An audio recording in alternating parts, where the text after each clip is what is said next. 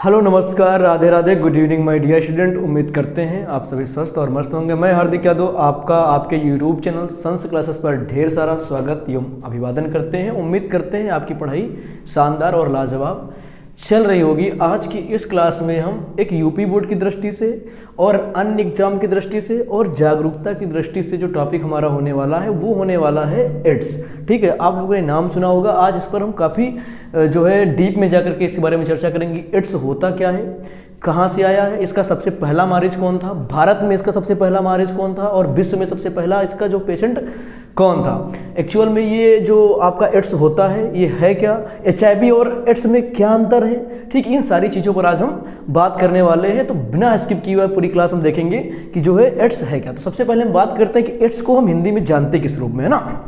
तो सबसे पहले अगर लिखा हो उपार्जित प्रतिरक्षा न्यूनता संलक्षण, देखो अगर किसी से कहा जाए कि इसका पूरा जो हिंदी में आप जो बताइए कि एड्स को हिंदी में क्या कहते हैं तो थोड़ा मुश्किल हो जाएगा ना, क्योंकि हम लोगों ने सीधे याद कर लिया है कि एक्वायर्ड इम्यूनो डेफिशिएंसी सिंड्रोम, लेकिन हिंदी में क्या होता है इस चीज़ पर ज़्यादा इंपॉर्टेंट है।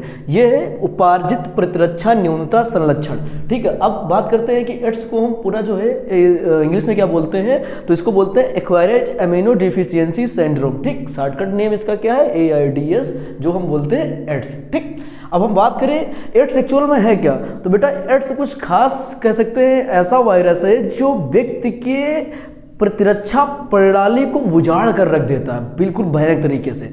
प्रतिरक्षा क्या होती है बेटा, प्रति का मतलब होता है दूसरे से, रक्षा का मतलब सुरक्षा। हमारा शरीर जो बाह्य संक्रमण, बीमारी, सर्दी जुकाम, फीवर, ETC से जो लड़ने की क्षमता हमारे अंदर रखता है, उस क्षमता को जो HIV वायरस होता है, जो आपका एड्स होता है, ये उजाड़ करके बिल्कुल बाहर फेंक देता है। यानी कि आपको छोटी छोटी बीमारियां बहुत परेशान करेंगी। कुछ लोग कहते नहीं कि भाई देखो हम तो 2 बजे रात से दौड़ रहे हैं, काम कर रहे हैं, तब भी हम बीमार नहीं पड़ते हैं, या हमने ठंड में भी जो है कोल्ड ड्रिंक पी लेते हैं, उनको जुकाम नहीं होता। देखो क्योंकि उनका जो इम्यूनो सिस्टम है, जो उनका प्रतिरक्षा प्रणाली वो काफ़ी मजबूत है, उनको बहुत ज़्यादा पावर देता है बाह्य संक्रमण और बीमारियों से लड़ने के लिए। और कुछ लोगों का जो प्रतिरक्षा प्रणाली होती है, जो प्रतिरक्षा तंत्र होता है, जिसे इम्यूनो सिस्टम कहते हैं, वो काफ़ी वीक होता है। थोड़ा सा ठंड लग गई बीमार हो गए, थोड़ा सा भीग गए तो बीमार हो गए, या फीवर बन गया तो 8-10 दिन फीवर ही चल रहा है, और फीवर ऐसा आ गया कि उनको कोई टिका के चला रहा है, मतलब वो फीवर में ही नहीं खुद से चल पा रहे हैं। तो ऐसी स्थितियां आ जाती हैं। तो हम सबसे पहले समझ रहे हैं कि एड्स है क्या। तो बेटा एड्स एक प्रकार का वायरल संक्रमण है। ठीक, मैंने कहा कि एड्स का पूरा नाम क्या होता है, तो एक्वायर्ड इम्यूनो डेफिशिएंसी सिंड्रोम होता है। हिंदी में इसको बोलते हैं उपार्जित प्रतिरक्षा, मतलब दूसरों से रक्षा करना, न्यूनता संलक्षण मतलब उसको नष्ट कर देते हैं ना। यानी कि आप जो समझ सकते हैं इस तरीके से कि आपकी शरीर की जो रोगों से लड़ने की क्षमता है वो पूरी तरीके से इस बीमारी में खत्म हो जाती है, यानी कि आपके अंदर बिल्कुल भी प्रतिरोधक क्षमता खत्म हो जाएगी। अब हम बात करते हैं कि एड्स है क्या, तो यह एक वायरल संक्रमण है। ठीक, वायरल संक्रमण, वायरल वो संक्रमण होते हैं जो एक दूसरे से फैल जाते हैं, उनको कहते हैं हम वायरल संक्रमण। जैसे कि कहते हैं ना मुझे वायरल जुकाम है भाई, छुओ मत, अगर किसी के टच में आ गए हैं तो फैल जाएगा। जैसे कोविड-19 क्या था, एक वायरल वायरस था, वो सबके मतलब छूने से, श्वास लेने से, आसपास के टच से वो क्या होता है, फैल जाता है। जो वायरल होते हैं वो एक दूसरे के स्पर्श से फैल जाते हैं। ठीक, तो ठीक वैसे ही एड्स क्या है, एक वायरल संक्रमण है, लेकिन ये छूने से नहीं फैलता बिल्कुल। अब आपको थोड़ा सा एक चीज़ बता देते हैं कि जो है ये एड्स है ये छूने से बिल्कुल नहीं फैलता है, जूठा खाने से भी नहीं फैलता है। किन किन चीज़ों से फैलता है उस पर भी हम बात करेंगे। पहले समझते हैं एड्स एक वायरल संक्रमण है, इससे ग्रसित व्यक्ति अपनी प्राकृतिक प्रतिरक्षा क्षमता को खो देता है। यानी कोई व्यक्ति अगर इससे ग्रसित हो गया है तो वो अपने अंदर जो रोगों से लड़ने की क्षमता है उसको पूरी तरीके से खो देगा। दूसरी लाइन क्या है, इससे ग्रसित व्यक्ति अपने शरीर की समस्त रोग प्रतिरोधक क्षमता गंवा बैठता है। रोग प्रतिरोधक क्षमता वह क्षमता होती है बेटा जो हमें रोगों से बचाती है या रोगों से लड़ने में सहायता प्रदान करती है। मान लीजिए हम एक शर्ट में जो है ठंडी में घूम रहे हैं, हमको फीवर नहीं आ रहा है क्योंकि हमारे अंदर जो है उस क्षमता को सहन करने की कैपेबिलिटी है, हमारे अंदर रोग प्रतिरोधक क्षमता है। और कुछ ऐसे लोग होते हैं जिनके अंदर ये क्षमता बिल्कुल न्यून होती है, तो बेचारे जो है कह सकते हैं कि एक प्रकार से बहुत जल्दी बीमार पड़ जाते हैं ना। अब हम बात करेंगे सबसे पहले कि जो है एड्स रोग जो है ये होता क्यों है। ठीक, एड्स एक रोग है। ठीक, और जो ये होता किससे बेटा, ये होता है ह्यूमन डिफिशियंसी वायरस। ये होता किससे बेटा, ये होता है HIV से। HIV क्या है, HIV क्या है, इस पर भी बात करेंगे। सबसे पहले हम आपको बताते हैं कि एड्स होता किससे है। तो आपको जवाब देना है कि सर एड्स जो होता है वो HIV से होता है। किससे होता है? HIV से। सर इसका फुल फॉर्म क्या होता है HIV का? तो बेटा HIV का फुल फॉर्म जो है आपका ह्यूमन इम्यूनो डिफिशियंसी वायरस होता है। देखो यहाँ पर लिख दिया है एड्स रोग जो होता है, ये लाइन ध्यान रखना, एड्स रोग ह्यूमन इम्यूनो डिफिशियंसी वायरस की वजह से होता है। ठीक, एड्स रोग है और जो रोग का कारण है वो कौन है? HIV वायरस है। ठीक है, HIV वायरस क्या है अभी इस पर भी बात करेंगे। ठीक, HIV वायरस के कारण होता है जो शरीर की प्रतिरक्षा प्रणाली को क्षति करता है। मैंने फिर से वही बात आ गई कि एड्स की जब भी बात होगी तब यही बात होगी कि ये आपके जो प्रतिरक्षा प्रणाली है, लोगों से लड़ने की क्षमता है, बीमारियों से लड़ने की क्षमता है, उसको पूरी तरीके से नष्ट कर देगा। अब आप समझ लो कि एक व्यक्ति रमेश है, ठीक, अब उसके अंदर क्या हुआ कि एड्स का वायरस आ गया। कौन सा? HIV आ गया। अब HIV ने धीरे धीरे क्या किया, उसके अंदर की जो क्षमताएं थी, जो उसका प्रतिरक्षा तंत्र था, इम्यूनो सिस्टम था, उसको पूरी तरीके से क्या कर दिया? डैमेज कर दिया, पूरी तरीके से डैमेज कर दिया। अब उस व्यक्ति को अगर जुकाम भी हो गया तो 6-6 महीने का जुकाम उसका चले खड़े, मतलब खत्म ही नहीं होगा। फीवर आ गया तो पता चले कि 1-2 महीना फीवर में ही वो बेड पर लेट गया है, क्योंकि उसके शरीर में दम ही नहीं है फीवर से लड़ने की। कोई भी बीमारी हो गई उसके अंदर, पता चला उसको हल्का सा जो है सर दर्द हुआ तो उसमें वो जो है उसको हॉस्टल ले जाना पड़ जाए, क्योंकि उसके अंदर जो है रोगों से लड़ने की क्षमता पूरी तरीके से खत्म हो चुकी होती है। तो ये चीज़ ही बता रहा कि HIV जो होता है ह्यूमन इम्यूनो डिफिशियंसी वायरस की वजह से होता है, जो व्यक्ति की प्राकृतिक प्रतिरक्षा प्रणाली को नष्ट कर देता है। ठीक, अब बात करते हैं कि ये जो HIV का वायरस है बेटा आया कहाँ से, है क्या? ठीक है, तो बेटा HIV एक प्रकार का वायरस है जो साउथ अफ्रीका और अफ्रीका की बंदर की जो प्रजाति थी, कुछ एक विशेष प्रकार की बंदर की प्रजाति थी, उस बंदर की प्रजाति में सबसे पहले ये वायरस पाया गया था और वहां से निकल के ये पूरी दुनिया के मनुष्यों के अंदर फैल गया। समझ रहे हो ना? ये साउथ अफ्रीका में था, भारत का बिल्कुल नहीं है।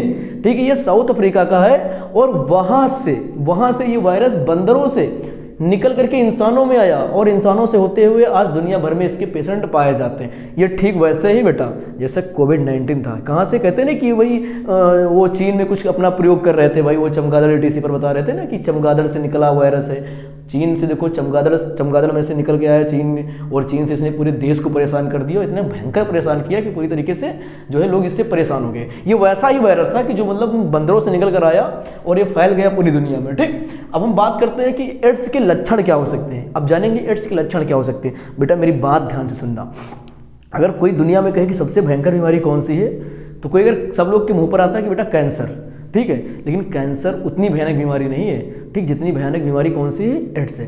क्योंकि बेटा एड्स जो होता है ये एक रोग है और ये रोग अपने अंतिम चरण में पता चलता है। आपको लास्ट स्टेज पर जब पहुंचा देगा तब पता चलेगा कि ये एड्स है, पहले नहीं पता चलेगा। मान लीजिए एक व्यक्ति कोई है रमेश, ठीक, फिर से रमेश को ही ले लेते हैं, उसके अंदर HIV वायरस कहीं से आ गया तो उसको पता ही नहीं चलेगा।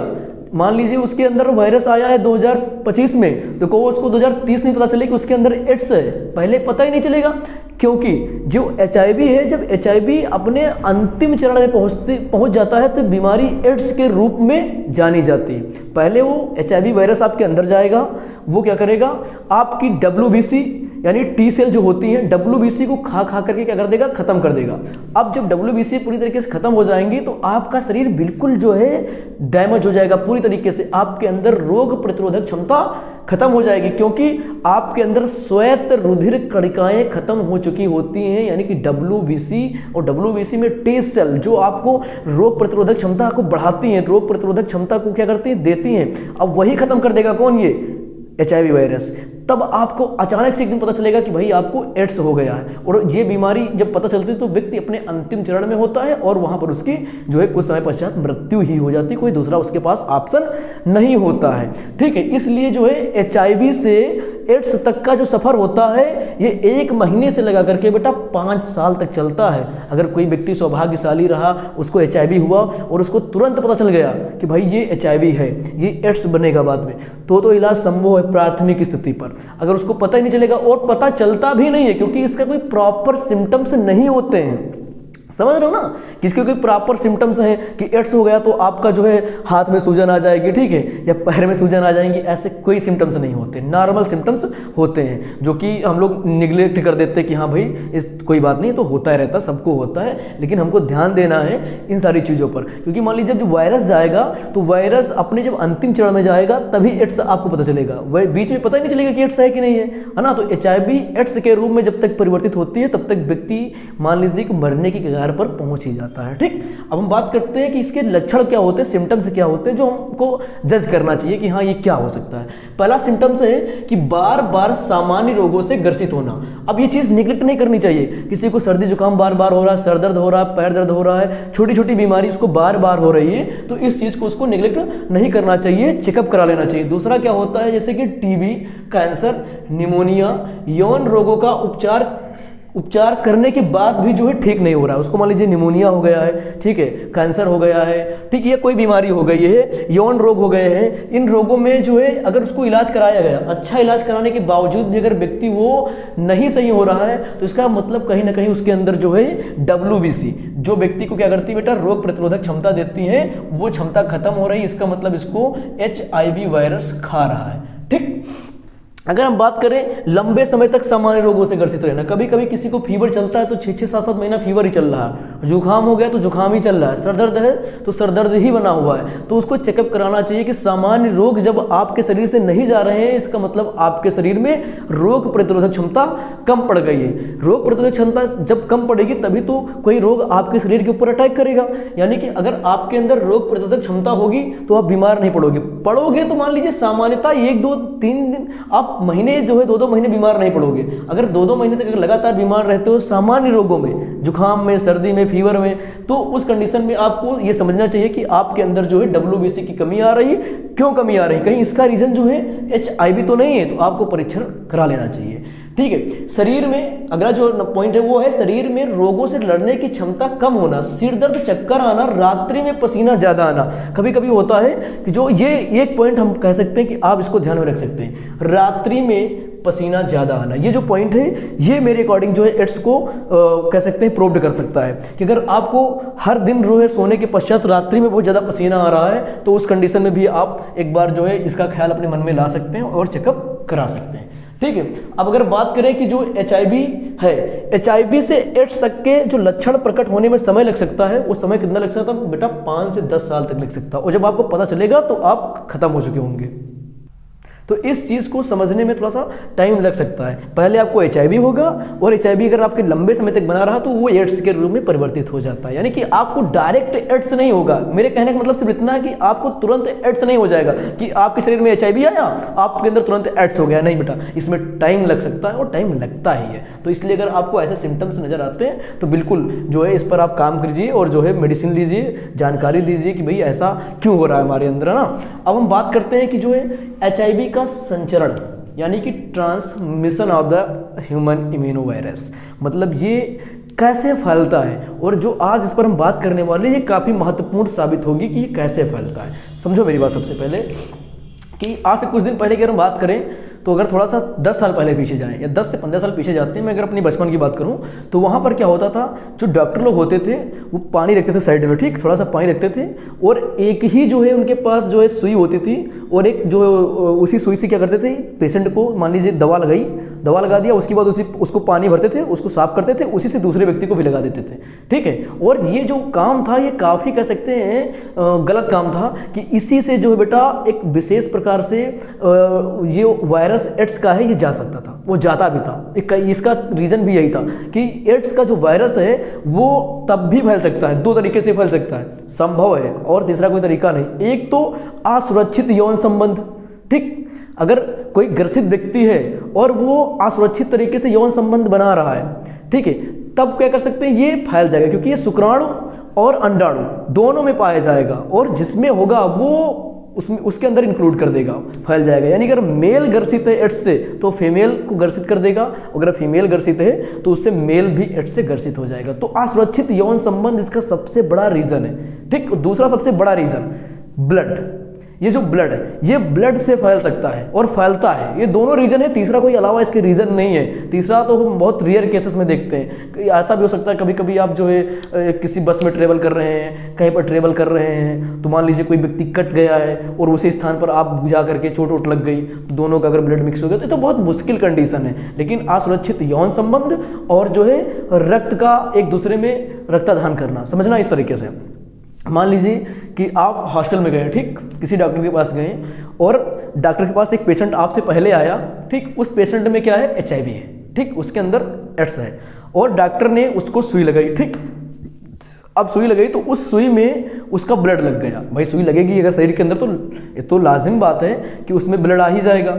अब आपको भी उसने उसी सुई से दवा लगा दी तो 200% तय है कि आपको एड्स हो जाएगा, ठीक। या मान लीजिए कि आप बहुत ज़्यादा बीमार हो गए और आप हॉस्पिटल में गए, पता चला कि आपको कहा गया कि भाई जो है इनको रक्त देना पड़ेगा, मतलब इनके शरीर में खून की कमी आ गई है, रक्त चढ़ाया जाएगा। अब उस कंडीशन में आपके शरीर के अंदर किसी ऐसे व्यक्ति का रक्त चढ़ा दिया गया जिसके रक्त में बेटा क्या है, HIV है।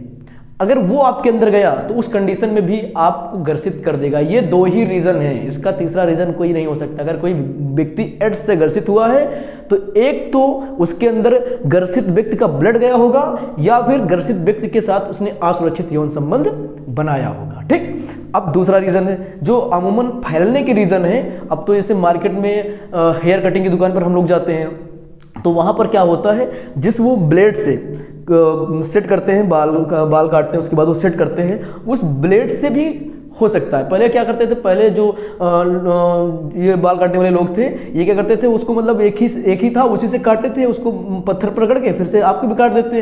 तो ये उस कंडीशन में मान लीजिए कोई ग्रसित व्यक्ति गया, उसने बाल कटवाया, अब उसकी गलती से कहीं कट लग गया, उस अस्तुरे में भी खून लग गया, थोड़ा सा ब्लेड में खून लग गया, उसी ब्लेड से अगर वो जो बाल काटने वाले हैं उसने अगर आपका भी बाल काटा और आपके शरीर में कट लग गया तो वो जो ग्रसित व्यक्ति का रक्त था वो आपके अंदर चला जाएगा। उस कंडीशन में भी आप क्या हो जाएंगे, ग्रसित हो जाएंगे। इसलिए जो है अगर आप हेयर कटने की दुकान पर जाते हैं तो आप उनसे साफ बोलिए कि भाई सबसे पहले इसको आप जो है सैनिटाइज कीजिए, किसी न किसी चीज से सैनिटाइज कीजिए, साफ कीजिए, नए ब्लेड डालिए, तब आप मेरे बाल को काट सकते हैं, क्योंकि हम आपको इसकी उचित कीमत दे रहे हैं, ठीक है। तो ये चीज ध्यान में रखने वाली बात है। डॉक्टर के पास जाए, ध्यान से देखिए, अगर वो उसी इंजेक्शन का इस्तेमाल कर रहा है जो आपके सामने आए हुए पहले पेशेंट को लगाया गया तो आप बिल्कुल मना कर दीजिए कि सर हमारे अंदर नई नीडल का इस्तेमाल कीजिए, ये इंजेक्शन मत लगाइए, ठीक। अब तो हालांकि सब लोग जागरूक हो गए थोड़ा सा, तो इस ऐसे काम नहीं करते हैं, ठीक है। तो पहला पॉइंट क्या है, HIV ग्रसित व्यक्ति से रक्त के द्वारा। अब मान लीजिए HIV कोई ग्रसित व्यक्ति है तो उसका जो रक्त है किसी भी ग्रसित व्यक्ति के अंदर, मतलब जो ग्रसित नहीं है अगर उसके अंदर भी चला गया तो उसको ग्रसित कर देगा। तो पहला रीजन रक्त के द्वारा फैलेगा। दूसरा असुरक्षित यौन संबंध के द्वारा, इंजेक्शन की नीडल के द्वारा फैल सकता है। तो ये कुछ रीजन है, यानी कि एक और जो है हेयर कटिंग से बहुत ज़्यादा नए लड़कों में अगर समस्या देखने को मिल रही है तो एक रीजन ये भी कहीं ना कहीं उनमें शामिल है। अब हम बात करते हैं दूसरा, संक्रमित माँ से होने वाले बच्चे। जो संक्रमित माँ है अगर उससे बच्चा हो रहा है तो उस बच्चे में भी कहीं ना कहीं ये रोग आ जाता है और स्तनपान से भी फैल सकता है। यानी संक्रमित माँ है और संक्रमित माँ अगर अपने बच्चे को स्तनपान यानी कि अगर दूध पिला रही है तो उस कंडीशन में भी ये रोग फैल जाता है, ठीक। अब हम बात करेंगे कि HIV का जो रोकथाम है और उपचार है, इसके लिए हमें क्या करना चाहिए। तो बेटा रोकथाम का सबसे बड़ा रीजन यही है कि आप भैया किसी भी डॉक्टर के यहाँ जाएं तो चीज़ों को माइनर कीजिए। मैंने अभी आपको समझा दिया है कि आप स्वच्छ और साफ निडल का इस्तेमाल करें। मैं कहूँगा स्वच्छ और साफ नहीं, सीधे नई निडल का इस्तेमाल करें अपने लिए, ठीक। सीधे नई निडल का इस्तेमाल करें। किसी भी व्यक्ति के अगर आप रक्त ले रहे हैं तो उस व्यक्ति का जो है आप कह सकते हैं कि न्यूक्लिक एसिड टेस्ट करा लीजिए, ठीक है, या HIV के जो टेस्ट होते हैं उन टेस्टों को आप कंप्लीट करवा लीजिए और आप अपने विशेषज्ञ डॉक्टर को दिखा लीजिए कि हाँ इसके अंदर ऐसा कोई रोग तो नहीं है जो हमारे शरीर में फैल सकता है। तो आपको स्पष्ट बता ही देंगे, तो आप उसका रक्त लीजिए। बिना जो है परीक्षण किए हुए रक्त को अपने अंदर बिल्कुल न चढ़वाइए, ठीक है। ये दो रीजन हो गए। तीसरा रीजन मैं आपको बताऊं कि जो है जो सुई और सिरिंज है इससे बिल्कुल आपको बचना चाहिए। डॉक्टर के पास हर तरह का पेशेंट आता है, वो खासकर डॉक्टरों के यहाँ से ही ये रोग फैलता है, खासकर ठीक है। तो आपको ध्यान में रखना है कि नई निडल और सिरिंज का इस्तेमाल करना है। दूसरा, रक्त आदान से पहले एचआईवी का परीक्षण होना चाहिए। जो आप रक्त ले रहे हो उसमें उसका आप एचआईवी परीक्षण करवा लीजिए, ठीक है। तीसरा बेटा जो है एड्स के बारे में लोगों को जागरूक करना चाहिए, उनको समझाना चाहिए, यानी कि ये कहीं ना कहीं शिक्षा का जो है पार्ट है आपका। आपके सिलेबस में बहुत छोटा सा टॉपिक दिया हुआ है। मैं कहूँगा एक चीज़ कि ये आपका पूरा चैप्टर होना चाहिए, बच्चों को जागरूक होना चाहिए कि एड्स सेक्सुअल में है क्या, और टीचर इसको आपकी क्लास में काफ़ी अच्छी तरीके से एक्सप्लेन करें, बिल्कुल ज़मीनी स्तर पर, ताकि आपको समझ में आना चाहिए कि एड्स से क्या हानियाँ हो सकती है। मैंने कहा एक भयंकर बीमारी है, ठीक। बात करें अगला, असुरक्षित यौन संबंध के द्वारा फैल सकता है, तो आपको सुरक्षित यौन संबंध पर ध्यान देना चाहिए, असुरक्षित यौन संबंध से बचना चाहिए। तो ये सारी चीज़ें हैं जिन पर आपको बाकायदा ध्यान देना चाहिए।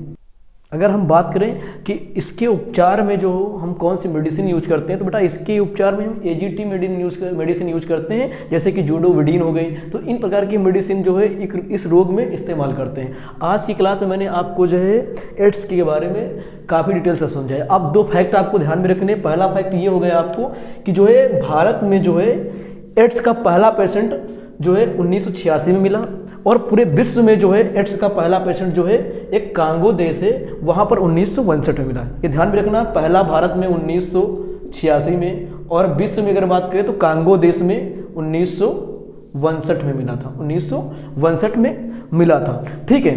अब 2 चीज़ें और ध्यान में रखनी है। एक तो एड्स फैलता किसके द्वारा है, एचआईवी के द्वारा फैलता है, ठीक। इसका पूरा नाम एक्वायर्ड इम्यूनोडेफिशिएंसी सिंड्रोम होता है, ठीक। ये शरीर की प्रतिरक्षा तंत्र को प्रभावित करता है। अगर क्वेश्चन बने कि शरीर की प्रतिरक्षा तंत्र को प्रभावित करने वाला वायरस कौन सा है, तो आपको बताना है ये ह्यूमन इम्यूनोडेफिशिएंसी वायरस होता है। क्लास को देख लीजिए, अच्छे से नोट्स बना लीजिए, पढ़ते रहिए लगातार। फिर मिलते हैं एक नई क्लास में। आप सभी का धन्यवाद।